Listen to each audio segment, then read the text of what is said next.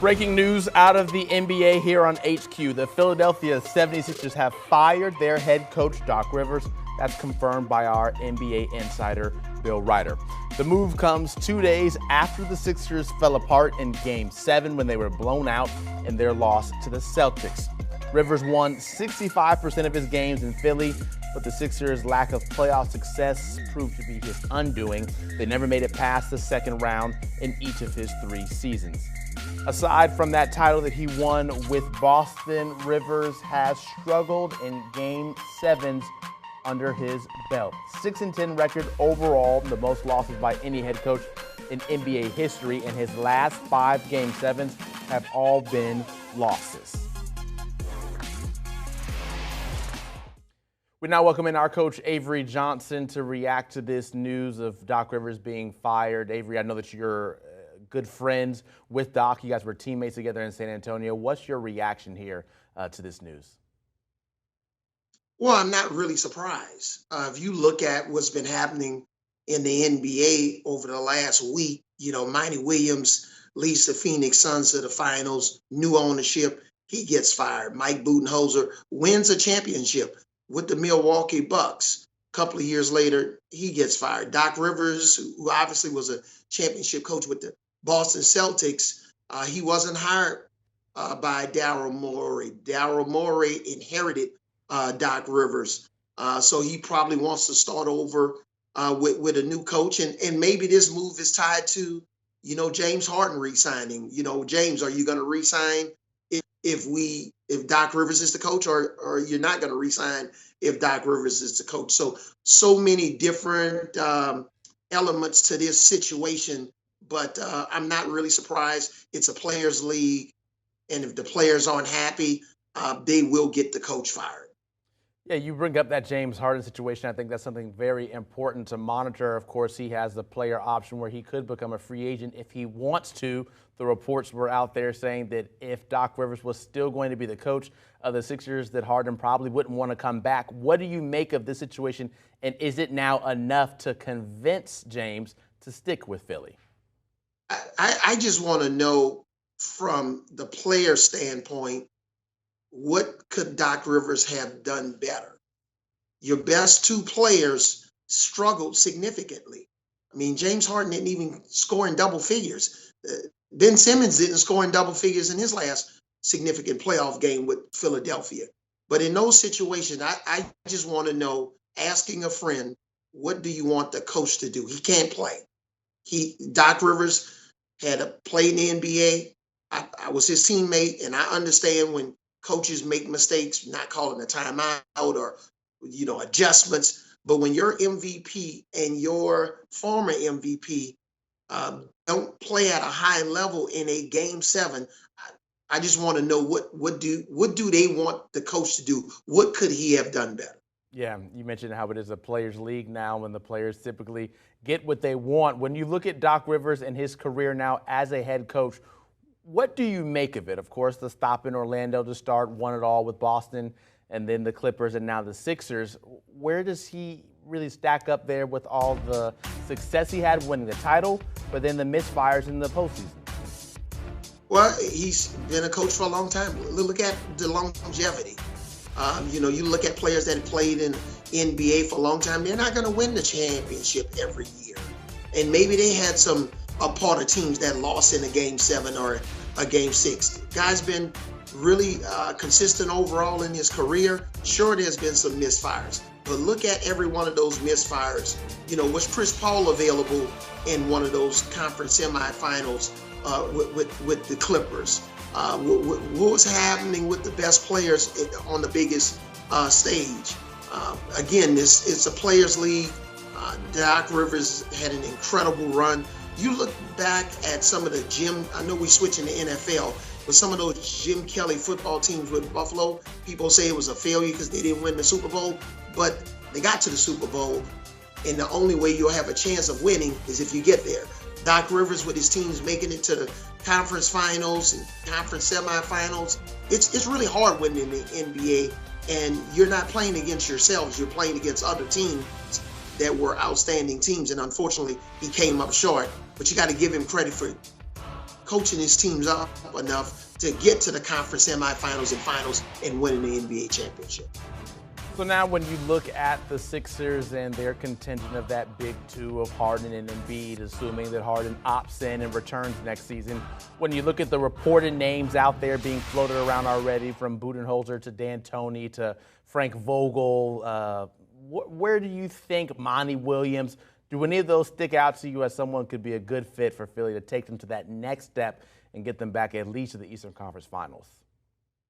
Well, I think at the end of the day, Joel Embiid and James Harden, if he resigns, they're going to make the decision.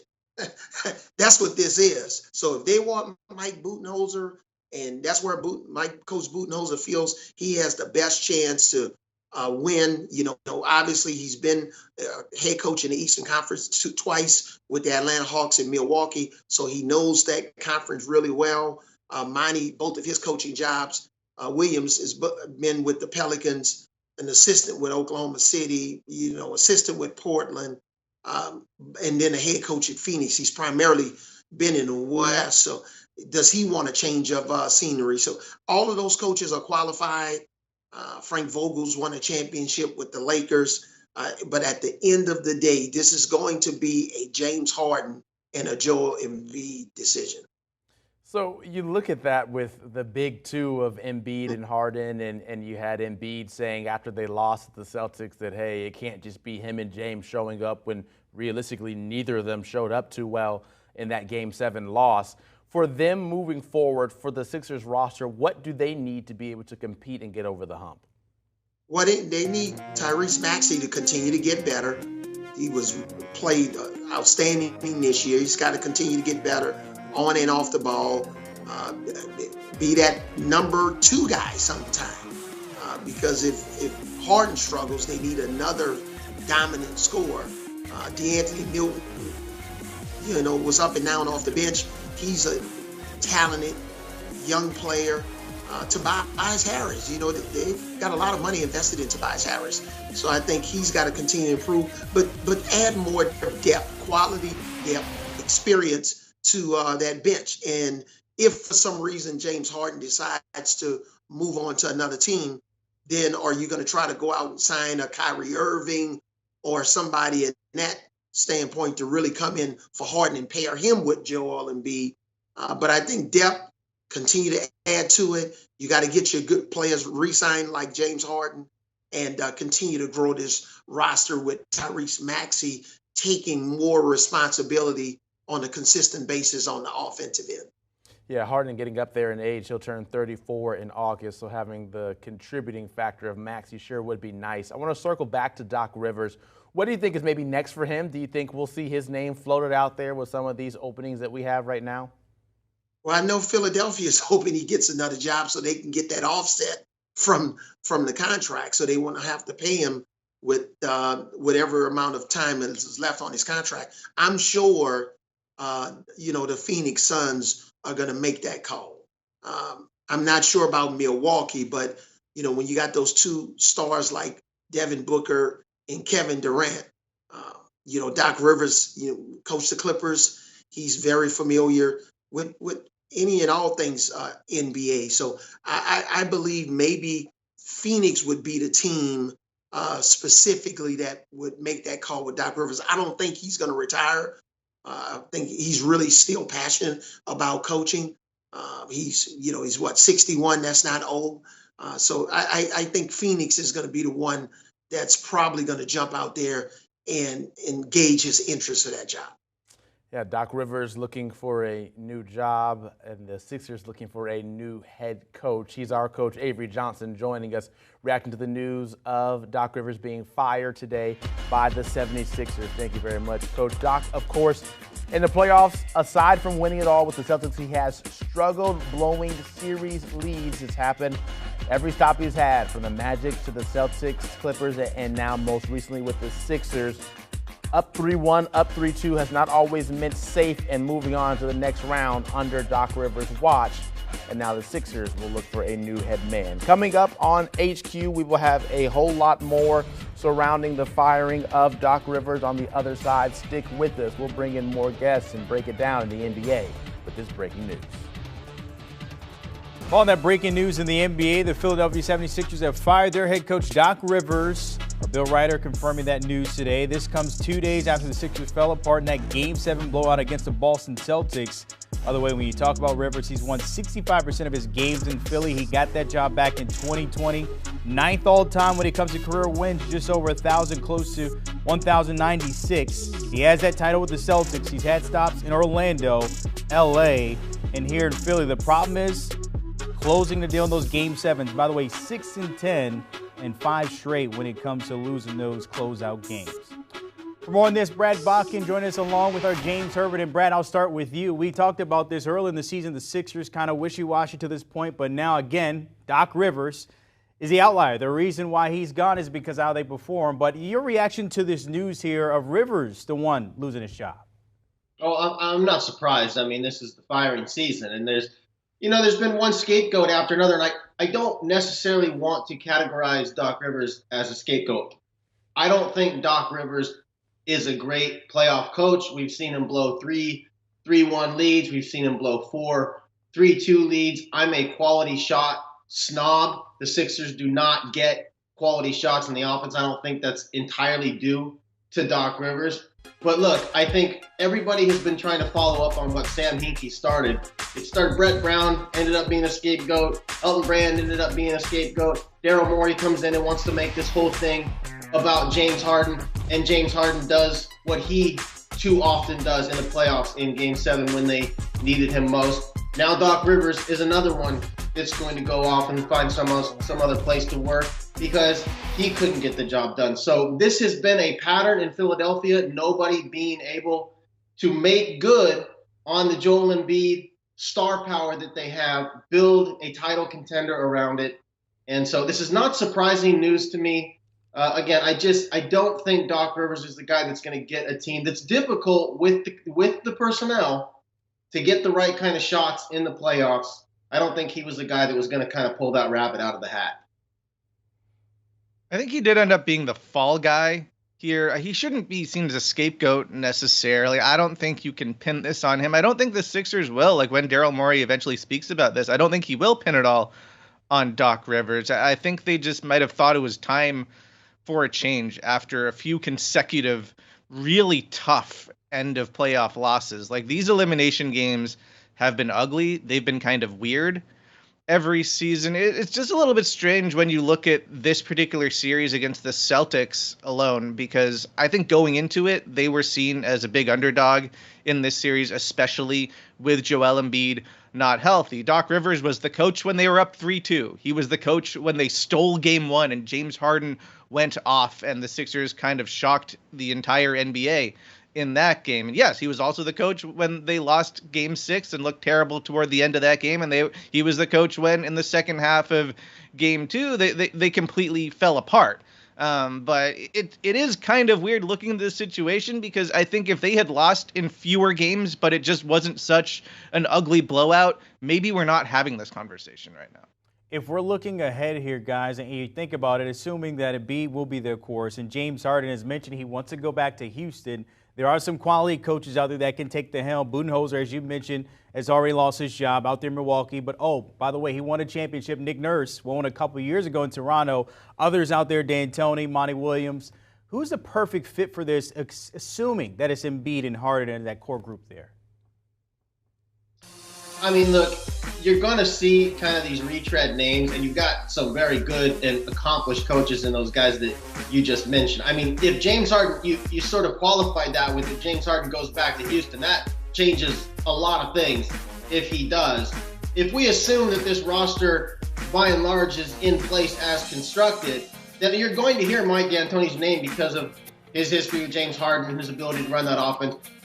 You're going to hear a name like Nick Nurse. Why? Because of his success in Toronto, but he didn't have the greatest success. Again, I'm going to go back to my importance of the shots in the half court. That's what this comes down to for me. And I don't, Nick Nurse didn't really prove to be the best at that in Toronto. Budenholzer has found a way in Milwaukee to win a championship and find a way to be successful even without the best half-court offense, and especially with a guy in Giannis Antetokounmpo who is a guy that doesn't consistently create that kind of offense in the half-court. So you're going to hear some of these bigger names because they're out there. I mean, to me, Monty Williams is the guy that would immediately pop to mind because of the success he had in Phoenix and his history of working with championship-ready teams. And to me, he's the best coach of the guy out there in terms of fit. I think one of the reasons to move on from Doc Rivers right now is there's an unusual amount of really proven head coaches that are just available right now. Guys who have won championships in recent seasons. I mean, Frank Vogel's name hasn't even come up yet, but that was one that was reported by ESPN. I mean, you're talking about Nick Nurse, Mike Budenholzer, Monty Williams, guys that, you know, at the start of this season, you wouldn't have thought that they would be on the open market right now. I think D'Antoni stands out to me because, yes, the Harden connection is obvious, but even before Harden got there, I mean, Philadelphia was pretty close to hiring D'Antoni last time. Joel Embiid was very interested in working with D'Antoni and having D'Antoni kind of build one of his, you know, typical high-powered offenses around him, like really going in on spacing, giving Embiid a lot of freedom to create offense and using him as a playmaker. I would be curious to see what that looked like, but I mean, we'll have to see what happens with these other job openings that are out there right now, and who ends up being like a finalist for this position. Plenty of options out there when it comes to the next HC. And Brad, I'm curious here, when you look at this roster, we know what Embiid is, the MVP. James Harden, not quite what he used to be. They were kind of hoping for that Houston James Harden. That did not happen.